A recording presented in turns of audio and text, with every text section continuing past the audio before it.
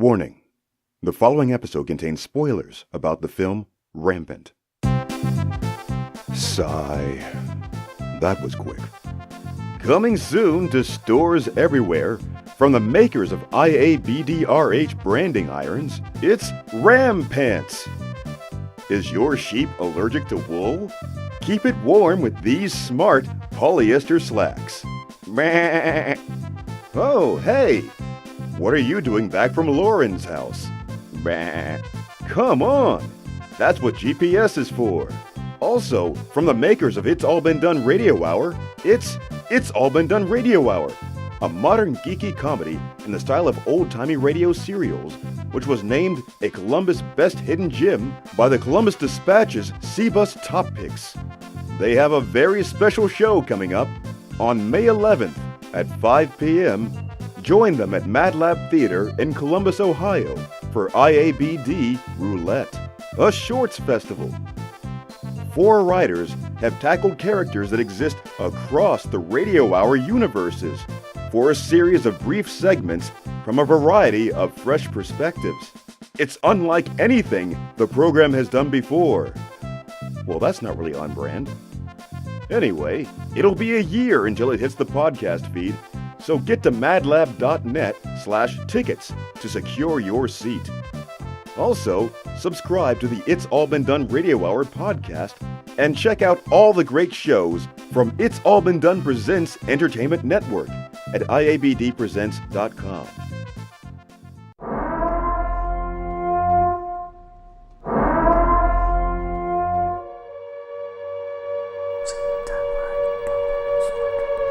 Welcome to Marianne's Macabre Review.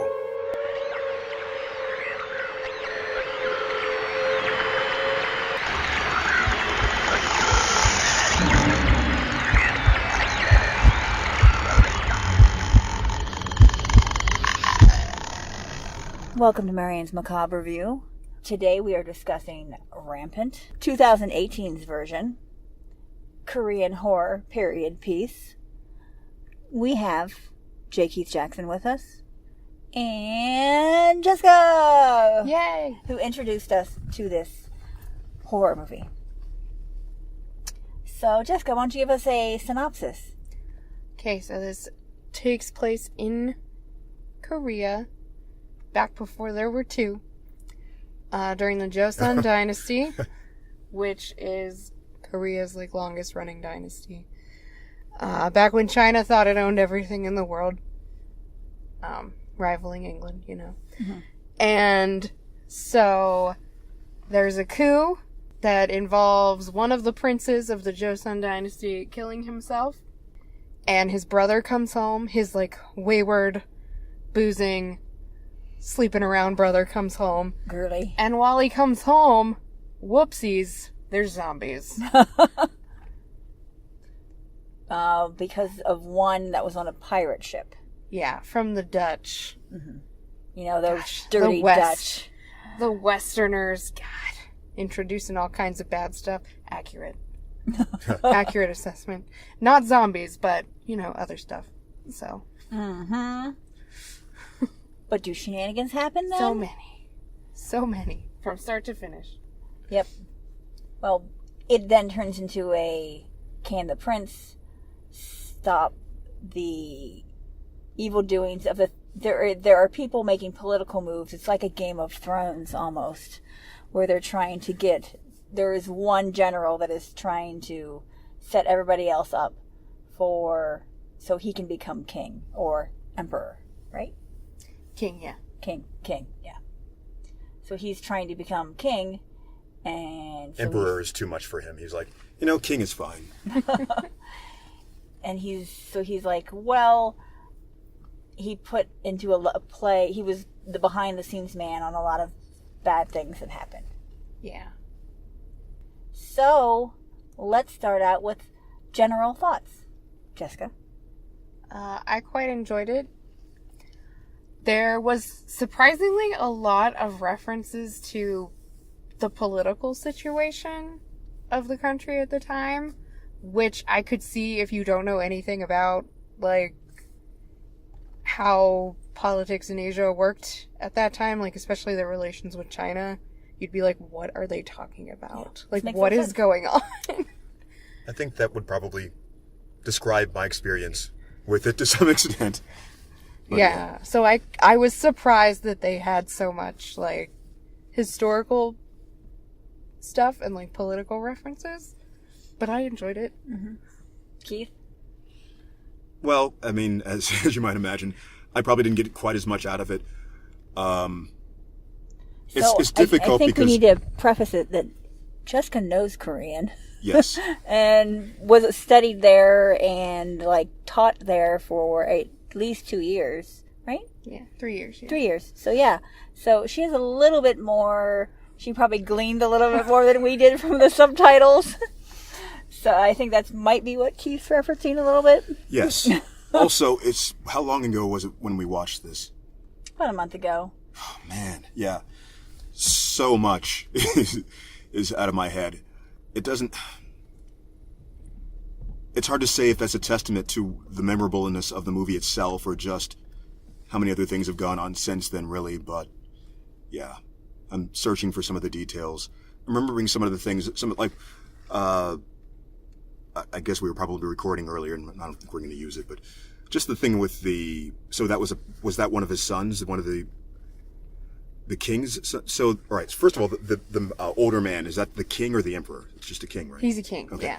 Yeah, so was that one of his sons, the prince, who sacrificed himself for... Yeah, so he has 2 sons. The one son who's off in China. Gallivanting around in China. Yeah.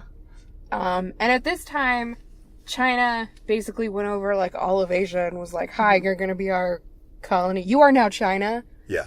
And so, like, Korea and Japan also had this situation where you would send people there, and depending on what their status was, it could either be, this is to ensure that you are cooperating, or it could be they're going and bringing back, like, Buddhism, for example, or Confucianism, or they're bringing back art or language or things like that, clothing styles and all of that stuff. And so the prince seems to be one of more like the former, like he's there kind of to ensure cooperation, but he also doesn't seem to care too much. Like he's the young prince who's like, I'm never going to be king, so I can just do whatever I want. Yeah. And I don't really want to be king, so I am free. And it was his nursemaid that would, the Korean archetype mom guy, that he always, like, was more doting on him, like, no, you've got to do this because this is what a prince would do and stuff like that. His, like, keeper. Yeah. So then the prince, the older prince who kills himself, is the one who is the heir to the throne and has been raised to be the heir to the throne. And he has a pregnant wife. Yeah. And the reason his people do sort of a coup against the king is because he and they are of the opinion that China is taking too much control of what they're doing, and they should be, the Joseon dynasty be themselves. So the puppet master believes that they should be more independent and the king is being too weak. Yes. Okay. The general. Yeah. Okay. And Do you think that the prince was aware that he had been manipulated into doing something? I think he did realize it. Towards the end. Yeah, before he killed himself. But he was like, this is the only way to save my men, is for me to take responsibility and do this. Because they were torturing all the men's families at that time, right? Yeah, and the men. Because the men wouldn't say who was in charge of the coup. And then they brought in their families to torture them. Yep. Yeah, but unlike the general who wants to be king, the prince, his main motivation is to make their country, great and stand on their own. Make Korea great again. Yeah. I didn't want to say that, but basically. Yeah. Remember when we were independent? That's basically what he's... Can we do that again? What he's going for. Why do we have to keep bowing down to China? Yeah. And... China. Say it like he says it. Yeah. But the general wants to be king. And so the general has his freaking, like, he got... I like how... So they start with, look, there's this guy and he's super sick. Yeah. Okay, let's go back. Yeah. I was like, oh gosh. And he keeps him, what, in, like, the basement? He keeps like, him the in the- granary or something? Yeah, in the basement of the granary. And, like, just uses that as, like, a way to off people. Like, hey, come on in here. Everything's fine. Oh, look, there's a door open. They look in it, and a zombie comes out and gets them. I know. So it was like the rancor pit. I guess I Yes, it was wasn't like... following. Yeah, like the concubine who's working with him. Yes. And when she's like, gets a little too friendly or whatever it was, because she didn't even threaten him. No. She was just like, oh yeah, and you're gonna have a place for me, right? And He's he's like, like, "Sure yes, do." come into the granary, winkety wink wink. And she's like, why is this trap door open? Rah, zombie. Yeah. Zombie, dead.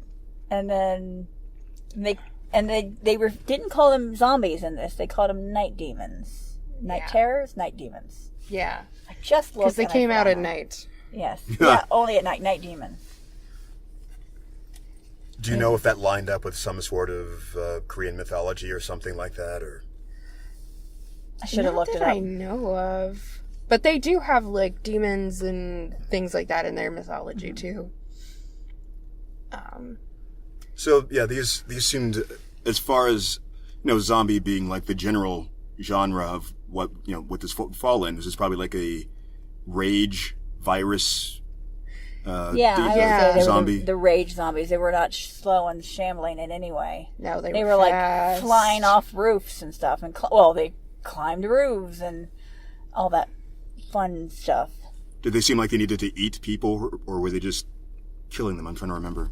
I think they were just killing them. Yeah, they were just killing them. Like, they would killing them with their mouths. bite and stuff, but they didn't, like, eat them. Like, the concubine, like, they just infected her. She got away. Oh, yeah, that's right. And, like, she was at the breakfast where the king's eating his, like, a bajillion side dishes. And he's like, oh, look at my pretty ladies. And she's like, I fucked that guy last night, blah. And she, like, jumps on him. Yeah. But the whole plan was, like, to get him infected. Yeah. And present, like, oh, look how crappy he is to the Chinese envoys when they came. Mm-hmm. So he can be like, clearly, I'm the one who should take control. Yeah. Wait, so the general put that together? I guess Yes, I missed he that. did. He had her bitten. Okay, so And he's then- the one who put her in the granary, probably. Yeah. Okay, Yes. I see. And then she That makes sense. attacked the king at breakfast. And they were realizing, we're up against something weird, because they stabbed her or something, and she just kept it coming. Yeah. They were like, sweet God. As you do when there's zombies. Yeah. So he was infected, and then, when the Chinese came and they were doing their big, like, Big show. spectacle They show, had, the dance and everything. he turned and attacked a dancer, Yeah. and they were like, oh my gosh, this king is crazy. Whoa, we can't leave this guy in charge. And the general's like, I can kill him and take over. If you want. I am And that's so when- strong. That's when, like, the big zombie horde released. And What was his like? I don't you didn't understand. think that he through, didn't General think his guy. plan at all. I mean, Did he really even understand what was going on with the zombies? I don't think he really knew the extent of what was going on outside their little... I think he just didn't care. yeah, Is he's the like, way it I'm seemed, the like- king of all these zombies now. I guess that's what seemed Oh boy. what seemed unclear. So we've been going straight through and not even really mentioning. So the other prince who was in China shows up. He's like, "Where's the fanfare? Nobody's around to meet me." He's there with his valet, and they just kind of go to this abandoned town. And is like, well, Yeah, he's like, I knew I wasn't liked, but I didn't know I wasn't liked that much. Yeah. Well, the general did send right. assassins to get him. Yeah. And they show up, and he's like, why did you... If you were really here to meet me, why didn't you bring an extra horse? Yeah, I'm not stupid. Yeah, and so... I'm pretty, not dumb. Yeah. Okay. So this ended up happening around night, of course. So then the big reveal of this entire town is just like the town was empty, totally. Yeah. full of night demons. Mm-hmm. And then the stragglers who are left alive come and they save him. Mm-hmm. And, like, they've been petitioning the government for help, and everyone's like, no, they just have the plague or whatever. Yeah, they're just sick. They're just sick. We don't need to help them. Mm-hmm. Just quarantine them. It's fine. So it's obviously coming back to me as we go, but it seems like the zombies themselves, it didn't really feel as memorable to me as, I guess, some of the intrigue as it came up, which is very strange if you think about it. Like the fight scenes, I can't think of anything that happened. It's more like just a little thing, like the thing with so the first prince who sacrificed himself, he left his pregnant wife there, and that did not go well for her, I guess. No, because the king didn't seem to trust her for some reason. Well, the general was had like a dream. trying to get that was part of the plan with the concubine was I had a dream that she was something, so they just like, let's just wall her in. Yeah. Like, wasn't she going to give birth to the next son and to the next king or something? Yeah, just try to do something or some nonsense. So they wall her into her own house. Yeah, so she'll starve, basically. Yeah, that's wonderful. Okay, so I just also remembered now, I guess the probably the most important thing, the driving motivation for the younger prince was that he was sent for by his brother who I guess knew he was going to die or something, with the last request to come and rescue his pregnant wife. That's right. He sent a letter a long time before he killed himself, and when the guy came back, he said, "Did you deliver it?" "Yes." And then he's like, "Well, I'm going to kill myself too." He's like, "No, you can't kill yourself. You have to go save the prince and let him know what the fuck's happening." And then he offs himself. And the king is all super paranoid because he's like, "You came back here to take over your brother's thing, and you're not going to be the king. You're not going to be the king." And he's like, "I don't want to be the king. That's not why I came back. I do not give a shit. I just want to, take her and go." I want to save my sister-in-law, thanks." Yeah. And her unborn child that you're starving to death. Yeah, he's like, "I just want to fulfill my brother's last wish, who I actually loved. Yeah. Unlike you, who I hate. Bye." Yeah. Bye. And that's Hyunbin, the actor's name, and he's a big... Cutie! Yeah, he's super cute, and he's a big K-drama and, movie star over in Korea. Very good actor, too. Not like the K-pop actor. I'm now in a drama now because I'm such a popular K-pop actor. Yeah, that happens a lot, unfortunately. Yeah. No, he's an actor, and he's in my favorite Korean drama, which is called My Name is Kim Samsoon. It's 15 years old, but I love it. Yeah, It's so sounds good. So I liked it. I thought it was a good movie. There were parts that I thought drug a little bit longer. I was like, we'll get into that later. But on the whole, it was a very good movie. It kept my attention the whole time. It is subtitled, unless you know Korean, that it is not subtitled. Well, I mean, the titles are still there regardless of whether or not you have to read them. You could turn them off. Yeah. See? So, if you know Korean, bonus.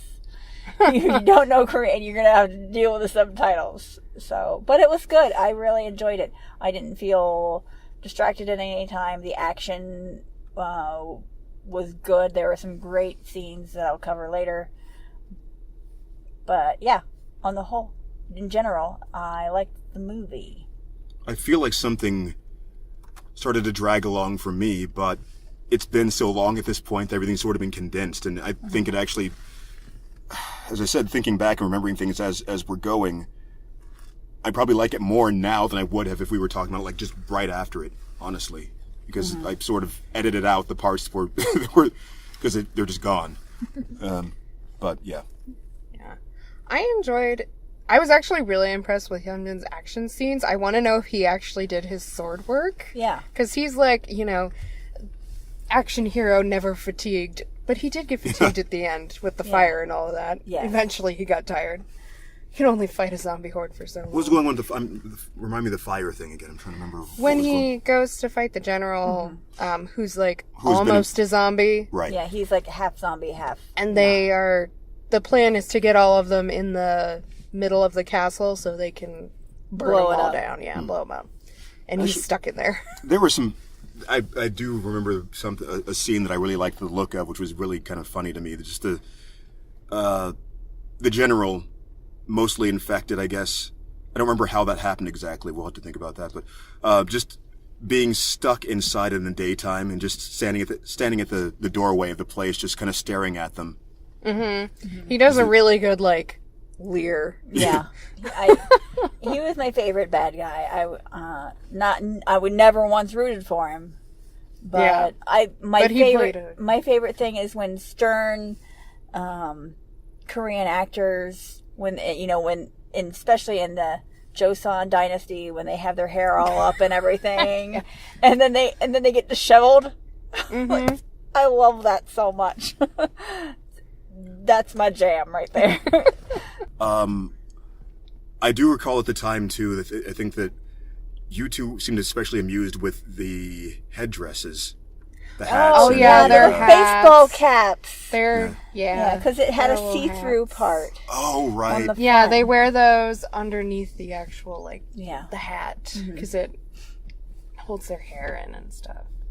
Giggles. Yeah. Yeah, they have their see-through I don't even know what hairnet. I don't actually know what the hats are called. The traditional clothes are called hanbok, but I don't remember the names of the hats. So, the part that I liked was... Okay, well, actually, let's just go into what we liked, and then we'll cover what we didn't like later. My favorite part was the setting up for the scene in the temple, where they have the giant ass drum, and they're all running in there. They're like, this is the plan. We go in here first, and then we do this other thing.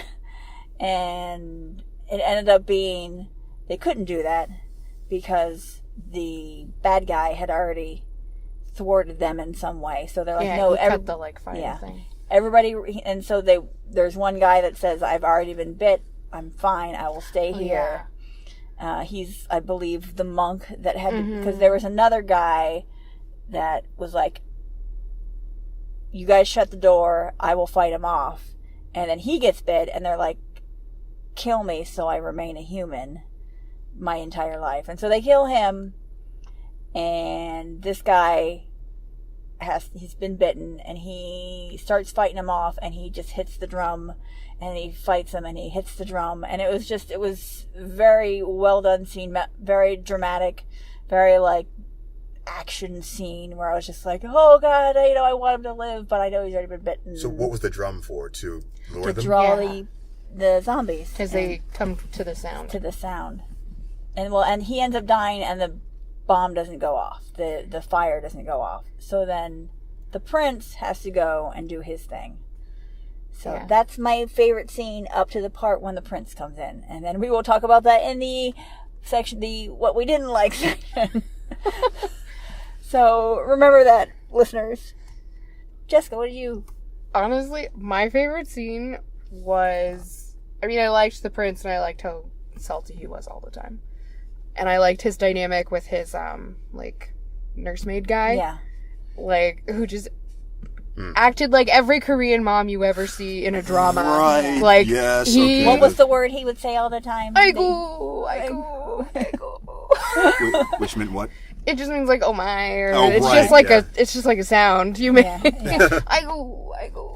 He was so funny. But yeah, he acted like every Korean mom in every drama.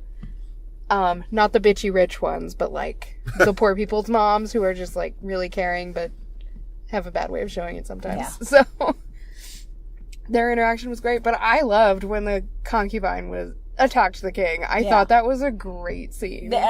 The way that no one reacted, she's obviously sick. The whole thing before, everyone's just ignoring her, and she looks like either she's about to puke or die. Well, she falls on her back and then contorts into this spider yeah. And everyone's and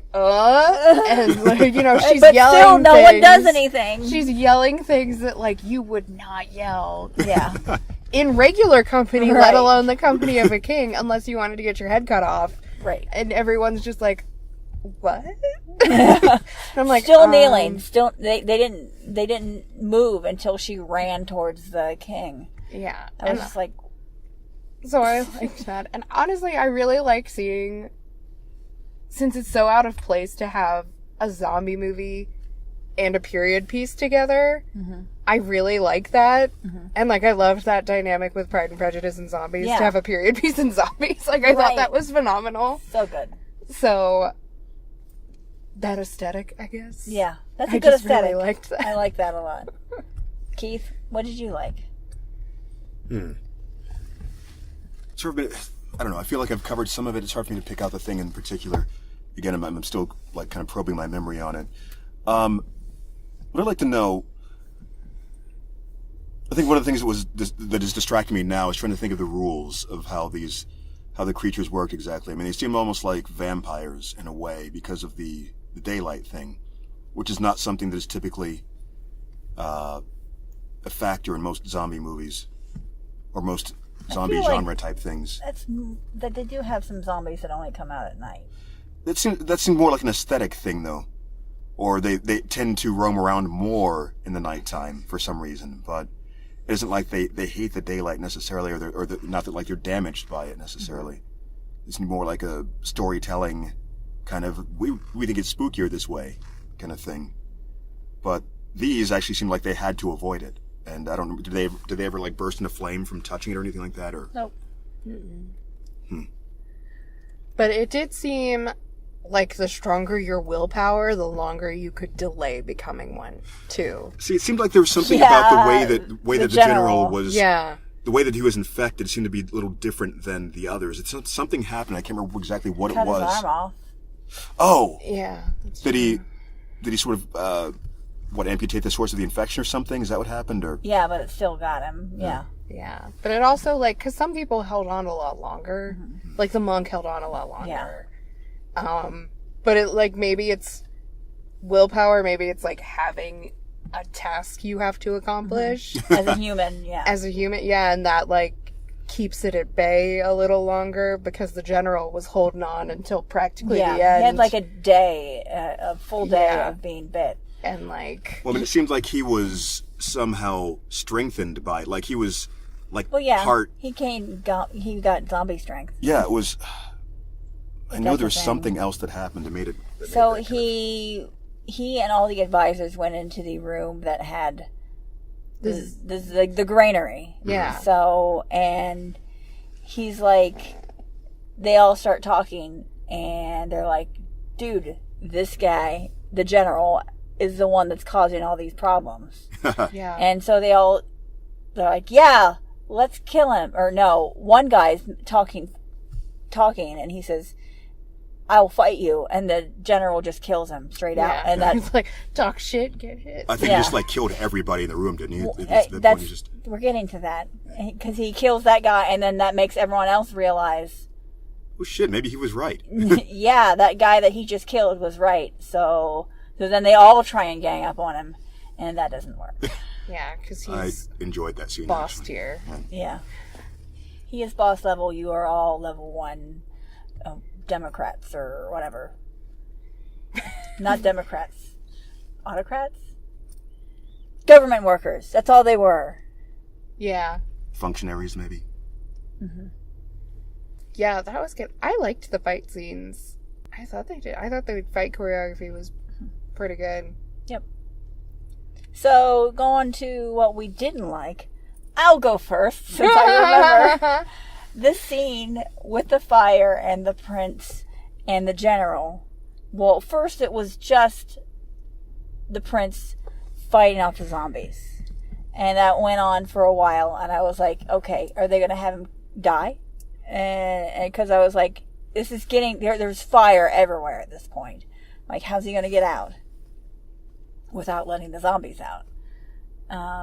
Then the general comes into the fire with everybody else, with all the other zombies, and starts fighting him. And they end up on like the third tier of this thing, and the guy falls into the fire. Chekhov's fire, apparently. And when he falls through, the other guy doesn't fall through magically. And so then he just like sits there on the top of On the roof. the roof. They did have the woman throw a fire spear or fire arrow. She shot fire arrows in so the thing would blow up. So that they did have the woman do some awesome stuff. There was one lady in the group that I remember besides the concubine. She was on the rebel side. Yeah, But that fight with the prince went on forever. And I feel like that's telling us that he did all of his own stunts. Because he's like, dude, I didn't learn all this to make this a 5-minute scene. I learned all this. Let's make this good 20 minutes. Cause, I mean, and then he just sits there on the top. I'm like, how the fuck are they going to get him out? The entire bottom area is on fire. Yeah. He's like, kind of screwed. Yeah. There's nothing around. There's no way they could save him at this point other than like a rope with, like a grapnel, like a Batman grapnel or... Get a sheet. Just like... Yeah, we'll jump get you. into the sheet. You'll fall right through, but it'll be slightly slower. But yeah, it was like, there's no one's made ladders that tall there. So I was like, how are they going to get him down? But cut to next scene. He's fine. He's down. And we should say that he did save the guy's wife. Yeah. She is in peril multiple times, but she always extricates herself too, which I thought was good. A few times she was ushered, but she didn't like hang around to be like, oh, what's this thing coming towards me? She's like, nope. She did have to be the moral voice Yeah. at one point. She's like, we can't just leave these people. Yeah. Like, we have to do something. Yeah. He's like, damn it. He's like, okay. I'll be a prince, I guess. Yeah. Well, he had to lose someone, and it had to be his nursemaid. Yeah. Yeah, that was a little... The general just... wasn't it? The general general stepped on him. Yeah. Straight up, murdered him right in Yeah. front of him. Like, dude, haven't you read Spider-Man? Duh. Yeah, you never do that in front of of your hero. Mm-hmm. Yeah, one thing that gets me in some Asian action movies, and I don't know why it freaking bothers me, when they Crouching Tiger, Hidden Dragon it, I'm floating on this bamboo, and I'm like, that just looks really bad. Yeah. And he does it a couple times, that's how he gets to the roof, I think, is Yeah. he's jumping on heads, heads and stuff, and floating up there, and I'm like, why does this take me out of a zombie movie? They're floating so gracefully up to the top of whatever they're on, and I'm just like, no. It's like, and, I mean, even the zombies did it when they were going from the ground to the roof in the first scene, and I'm just like, really? Yeah, it's like they were almost like vampires in that. It's like sense. Peter Pan on a... Yeah. It's like someone playing Peter Pan and they're attached to the strings, Yes. That is the thing. It's like, I can buy it if it is, a martial arts master. Because maybe they were masters before they got turned to zombies, and so they just kind of retained some of that ability to float. So, as I was saying, they, if they're a martial arts person, I feel like they're trained in the light skills, so they can hop around and do all those things. So I buy that. When it comes to zombies, on the other hand, commoners, they are the ones they should just be scrambling up the sides of things. They shouldn't be like, wee. Yeah, I mean, because it was, no. Yeah. That's a personal thing that I don't like. Yeah. Keith, what did you not like? I mean, really just period pieces, kind of, it's a tough sell for me generally. I was amused by certain things, and I did enjoy some of the political aspects of it, and some of the things, the scenes we've been talking about as they come back to me, were funny in certain places, and it makes me laugh in that way is going to help. But it just, I feel like I have to work a little harder to be interested in period pieces, because it's sort of like... I feel like that might not be the movie's fault. I'm not saying that it is the movie's fault necessarily, but it seems to call for certain kinds of contrivances, or, it's sort of like the reason why prequels are hard for me to like as much. Because they're going to survive. Something like that. Yeah. And, just other kinds of... The kinds of problems that come up because of technology not being there. They can't call someone. Something like that. Get out your cell phone, Hyunbin! I'm not saying it right, but I mean, Come on, Yeonbin. Seriously. Call the army! Duh. You gotta have someone working on the cure. Oh, yeah. Yeah. The cure, which is... Fire. yeah. Burn everything to the ground. Do you have a dog bite? Sorry, we can't verify that, so you're dead. Done with you. This is an editor's note. So I was listening to this part, and I realize now what I was trying to get at, or a better way of stating what I was trying to get across. I wouldn't say that I'm a futurist, per se, but generally when you're doing period pieces, it seems to involve like an artificial glorification of the past. And I tend to prefer the escapism of, science fiction, like imagining the future instead. I feel like when you're doing period pieces, it tends to either be one of two things. It's usually either about how shitty everything is at that time, or how beautiful everything looked, or how glamorous that sort of thing was.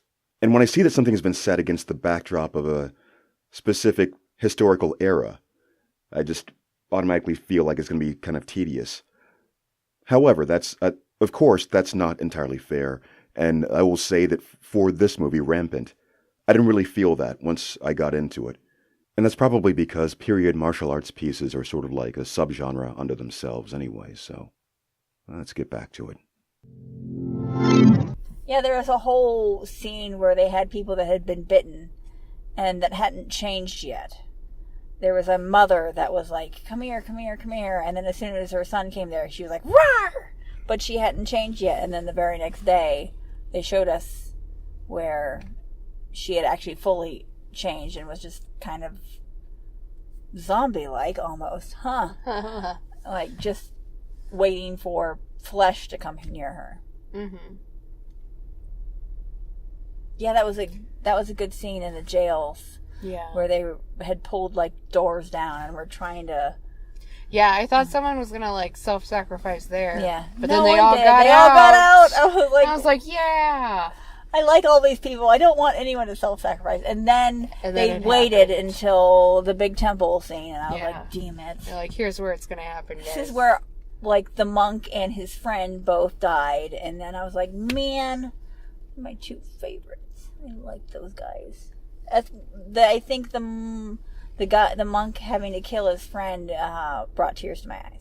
So that's something. That was sad that nobody else could. They were like, we can't kill him. He's still human. And the monk was like, I'll do it. Yeah. He's like, I'll do it. Damn it. Good aim too. Yeah. Straight right through that door, Yeah. through his heart. Yeah. It's like, wow, Isn't it someone's his been head? practicing. Oh, was it his head? Yeah. Like, did it break through the door, or was the door open? No, he did it through the door. Through the door. It had the... You could, like, kind of see the grass, shadow. the rice paper screens. Oh, like, okay, not like a wooden door or something. Well, it was a wooden door, but the windows were... Well, I mean, like a solid oak, Okay. opaque door.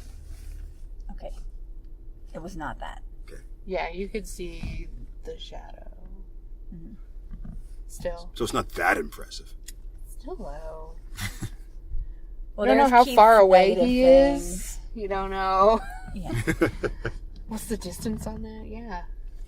So let's do ratings. Let's do a gore factor and an entertainment value, 1 through 10. I don't think it wasn't, there was no scare in this. I mean, I think if No, I don't Amanda had think been with so. us, I think she would have been looked away, but it wouldn't have been scary. I don't think so. I don't think she likes zombies, though, so I'm trying She to... doesn't like infection type things either. Yeah. So that might have been like, huh. She didn't like Tom Cruise's The Mummy because of the mummies in it, so... Yeah, maybe she wouldn't have. Yeah. She's like, the mummies were like zombies. I was like, okay, well, sorry. So I feel like these were probably even more like zombies. Yeah. In a Well, they're way, night so- demons. Maybe we should just try and get her to watch it and be like, they're just night demons. They're not zombies. And then she's like, no, they're fucking zombies. You lied to me. You lied to me. Is she Yeah. still like generally scared of Yes. things? Still, yeah. No. I don't know if maybe suddenly she's just Have you leveled up. seen From Dusk Till Dawn? Yeah, We watched From Dusk Till Dawn, and that scared her. like how recently? A year and a half ago? Oh, okay, well, She could have leveled up by then. I don't think she's leveled up. She could. No, She you know, hasn't you have to, watched anything. You have to train your. She your will skill not set watch for- it to get to the next level. There is no way to level that up. I feel like Tom Cruise's The Mummy might have done it inadvertently. Yeah, I mean, we just have to trick her into watching things like that. Ease her in just a little at a time. Yeah. Although she hasn't seen Brendan Fraser's much superior Mummy Yeah. since it came Much out. superior. Yeah. I mean, Imhotep. He was a good mummy. He didn't look zombie-like in the least bit. No, he was all gross at the beginning Oh, yeah, he was. until he killed everybody. Yeah. Sucked their fat out of him. Yeah. Oh God. I don't quite remember that. He did it with sand, so it was fine. Yeah. You didn't see him do it. Oh. So, Keith, do you want to go first? Why not? I mean, I will say that I don't feel like I can give a fair rating simply because of, again, my incomplete recollection. I don't feel like I have a good feeling for it right now. So, but 10 and 10. no, I'm going to say, like, provisionally, I'm going to go around like a 6 or a 7 for, entertainment and overall so forth. As I said, talking through it, I definitely liked it more than I thought that I had when I was coming in cold today. Like, wait, what was it? What happened? When? What? So, you gotta tell everybody that when I said that we were gonna do this, you were like, are we gonna watch the movie? And I was like, we've watched it already. Well, Jessica, what would you rate it? What am I doing? Entertainment? Entertainment and horror value? Entertainment, I say like an 8. I liked it a lot. Horror, I don't know, like a 4? I don't know. I didn't think it was scary. Yeah. It's pretty... There's some gore in it. Some gore, yeah. Some good body gore in it, like with the eyeballs and the Yeah, and her contorting and all that the stuff. contortion. It's good stuff. So I would rate it entertainment value 7 or 8, horror factor 4, because it's gory. There's some things, but it's not scary. Yeah. Yeah. I don't think Jessica and I found it super gory. I don't think Keith I don't think I saw him cringe once. So. No, I mean, there was a lot of, like, slicing and dicing, but I don't think it was really that gory. Yeah. It had a lot of the CGI, they always would cut away, and you'd see, like, of blood. Spray, yeah. Yeah. Yeah. Well, I mean, the gore is sort of like on the level of a martial arts movie, of a Yeah. swordplay kind of stuff. So, Yep. right. Yeah. I agree. Alrighty, folks. Do we have anything we need to promote coming up? Maybe for Mad Lab? Maybe for Do you have something in other mind, things? Marianne? Well, I don't know. There's Theater Roulette coming up. There's 3 Yeah. nights. It starts on May 10th. I think it's 9th. May 9th, It's yes. a Thursday. Yeah, May 9th. Yeah, Theater Roulette is a shorts festival. 3 nights of different shorts, 22 short plays in all. I am in the Red Night, which is Apocalypse Night. What night are you in, Keith? I'm in Green, which is Borg's. I don't think that, I don't think they named these nights very well as far as, or it's the way the I think they just picked yeah, sci-fi in it because it's the last show of the sci-fi season. right. So I think they just picked I guess what I mean to Sci-fi say is that there, sci-fi names. I know that there are certain plays which should have fit the theme name of other nights. That there's like an actual apocalypse short that is not on Apocalypse Night. Yeah, and like mine has nothing to do with the apocalypse. Yeah, Well, no, not really. They mention things could go bad, but yeah. they don't. But it's Spoiler. Keith, are you working on anything that you might want to talk about? I don't know. Maybe. I mean, there's you're probably thinking of the audiobook that I'm finishing up right now, which Yeah. I don't know. I mean, it's something that I would expect probably to show up in. It's going to be on Audible, but it's probably going to be marketed more toward like students and academic settings and so forth. But it's discourse on colonialism. It's a reprint of an essay by M.A. Césaire from like the 50s or 60s. Actually, it might be earlier than that. And this was published probably around 2000. And this is sort of like they're getting an audio version of that for, as I said, students. Mm-hmm. Also includes an introduction from Robin D.G. Kelly, where he does a little bit of an analysis for it to kind of warm you up on it. And also an interview of M.A. Césaire by another contemporary, or a contemporary of his at the time. So sounds like a scintillating read. I know. See, as I said, I'm not going to be able to. So you could find that and all other books written by Keith on Audible, or read by Keith on Audible by looking up J. Keith Jackson. Yes. In all fairness, I mean, if you are interested in politics or sociology or racial equality and things like that, it actually is quite interesting in places, but it is also kind of scholarly, so be warned. So look for that in the coming months on Audible. What is it called? Discourse on Colonialism. Sounds good. Bye. Bye! Bye, Marianne. Bye. Bye. It's All Been Done presents Rampant.